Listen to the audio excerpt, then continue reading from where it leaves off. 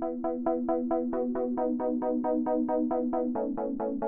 still remember the first time, I think my mother had been in a shopping mall, and this is probably late 80s, and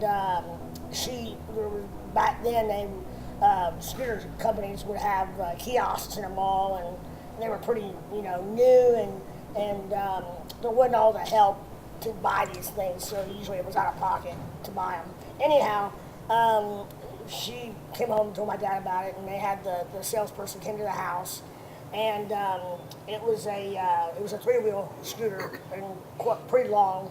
Now, knowing that what I know now, at the time it was pretty archaic and cumbersome, but for us we bought one. My parents bought the one that he brought, and we each type of dwarfism comes with its own set of challenges and skeletal, I don't want to say deformities, but just limitations. The way bodies put together. Right. And ours happens to be one of them is scoliosis, which means that the Hunchback of Notre Dame, where it's hunched over, that's scoliosis gone unfixed. Well, they have to wait as long as they can to fix it with a spinal fusion. But once they do that, you stop growing. So, but there's sort of where the cross point of where it starts to press on your organs, your lungs, right? And you're as tall as you can get. And mine happened to be when I was in 7th grade. And so I had the spinal fusion done, which limited my mobility. I had a body cast back then from right here to my hips. And I still remember they cut a hole out right here. And I'd take a straw and I'd itch because it itched so bad for 3 months. Now it's almost outpatient surgery. They do it much better now. But so I have a titanium rod from the back of my neck to my tailbone that my spine's fused.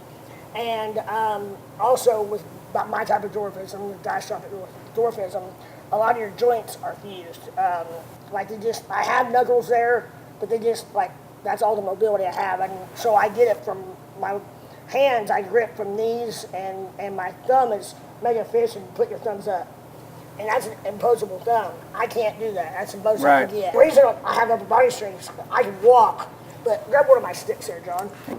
When I had the spinal fusion, because it changed the whole dynamics of my body. Just imagine, I could walk without these before the surgery, but then when they corrected it, it changed my balance.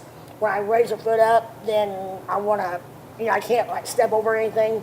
My grandfather, who was retired, saw me walking with I had a snow shovel handle that I had that already had this on it, and saw me walking around the yard, and they said, I think I can make some of those. And I said, well, Grandpa said it'd be good to have 2, one for each hand. And so he made them and came up with these dowel rods and everything. We've improved them. Grandma sewed these on a duck cloth, folded them over time and time again. Anyhow, and then normal cane tips. And so that's the way I walk. But it's not the fastest in the world, and I'm down 3 foot tall. Yet you've walked hundreds, thousands of. I mean, he's been all over the planet. Literally, we've toured Europe, we've toured Canada, United States, Mexico. I mean, we've been all over the planet, and Fred has on those sticks, because that big scooter he's got won't go everywhere. Yeah. I've seen him go through airports. I've seen him, guys, keep going, I'll be there in a minute. And you look way back there, and there's Fred, and he's coming on with it.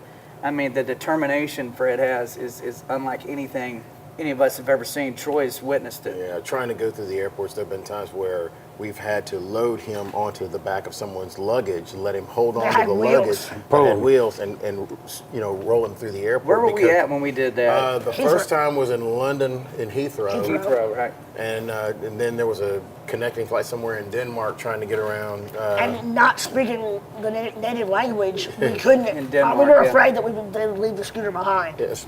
Mike, one thing about Fred over the years that has been impressive to me and to Troy and guys like Dave Ramsey, I mean, some of the biggest stars in the world that are impressed with Fred and keep up with Fred and want to keep talking to Fred, is that Fred is a real entrepreneur. He's a real thinker, American dreamer kind of guy. He's a big thinker. It's such a crazy thing. He's in this little physical package, but with a giant brain and giant ambition.